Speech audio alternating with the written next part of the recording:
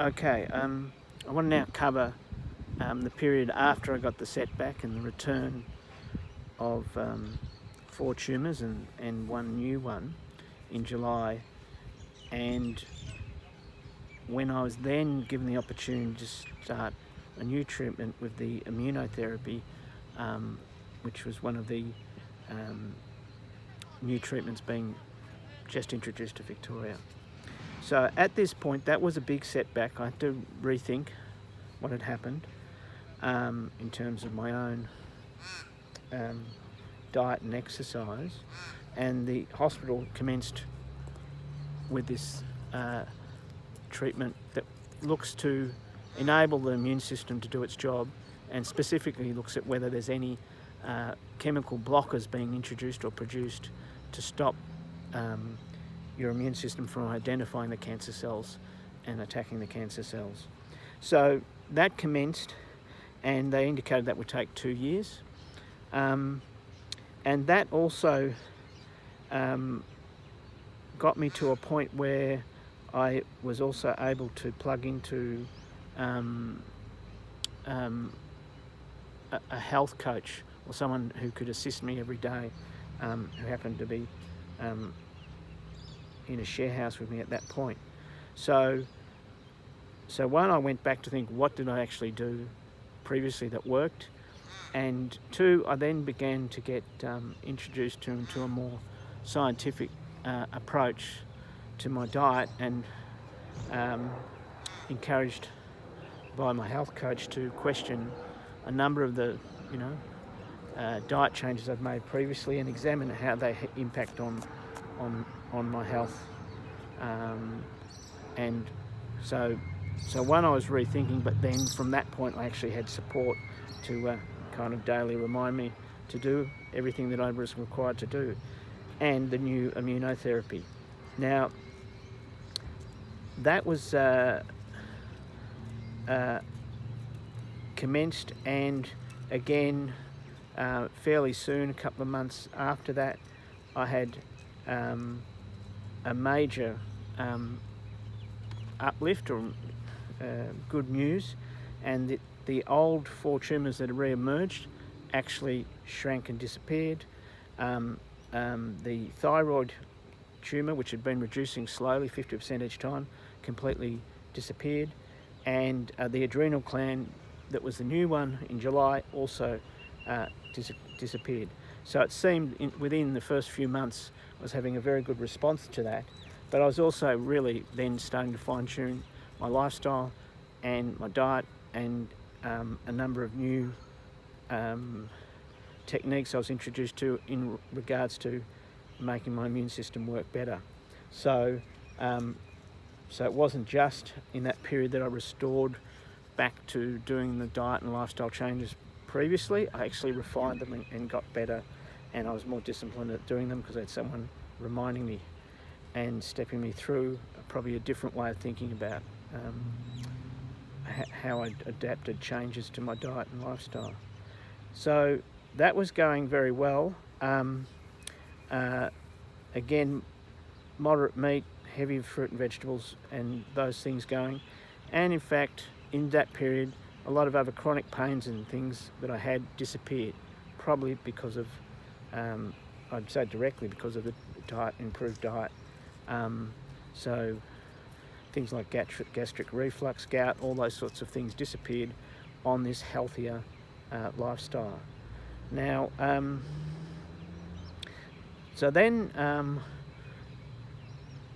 again, it was very enthusiastic, optimistic news, but there was still one lingering tumour in my bronchial lymphatic node on the left lung, and that seemed to be not shrinking or going away, despite all this success with these various treatments.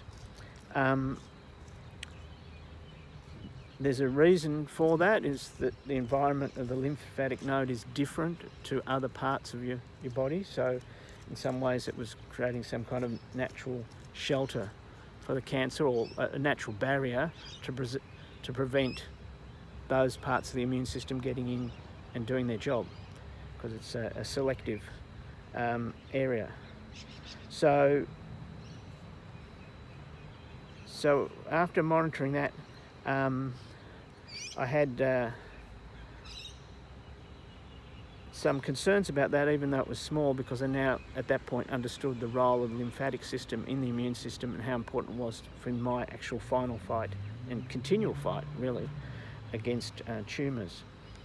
So at 7th month, again, everything had gone, but they saw that there was inflammation in my lungs, which is a side effect of the immunotherapy, which is that your actual immune system will actually attack the cells inside the lungs and create like an inflammation. Now, the response to that is simply steroids, and that can clear that up quickly. However, steroids will then impair your immune system, and my oncologist didn't want me to take that unless I had to, because that impairing the immune system would bring back the tumours and we'd go into a cycle again.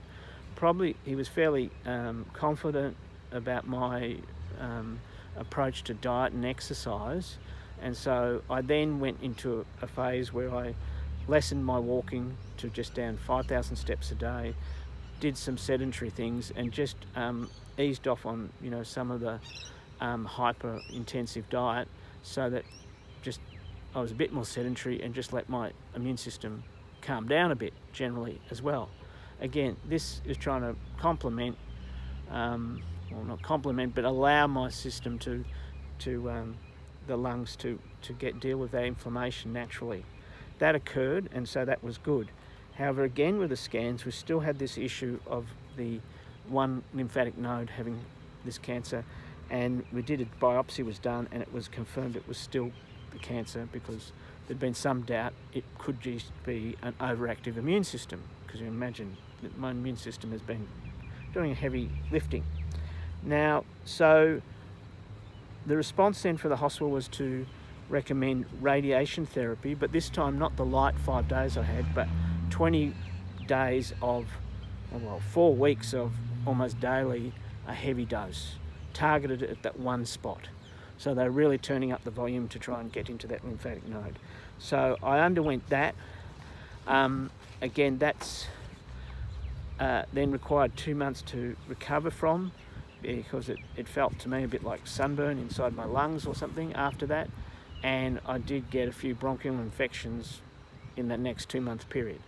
So again, just going back, fine tuning the diet and trying to strengthen myself in terms of that. So after that period, I've had 2 scans where that's been clear, and that lymphatic node is under control, and so I'm beginning to get a number of repeated complete responses in the jargon of that, and so a number of responses that are tumour free. So that's where I am now, and there's a lot of things on that journey, small things that make up the whole. As I said, I refined with a health coach really the whole 39 steps for me.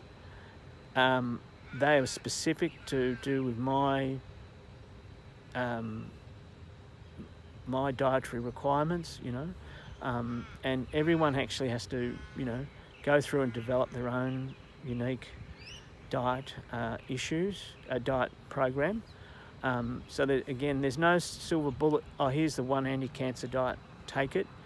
I adjusted my diet, and I can actually see there's almost 6 diets that occurred along the journey, and some things you're going to have to do to rebuild your system after you have treatments that impact on you, and other things you need to do to try and stop the sugar going in and feeding those tumours, which have extra insulin receptors than the rest of your body, have greater ones, and again depends on how much you upset your overall system in terms of how many changes you need to make to give yourself the inner strength, the immune system strength, to actually conquer the cancer.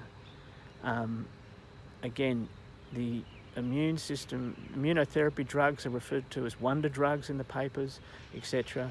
The wonder is your immune system, and The complexity of it is something I'm still learning about, but we harm it in a lot of lifestyle choices, and when you want it to fight cancer and you've only got a death sentence hanging over you, you really need to optimise the chances of that.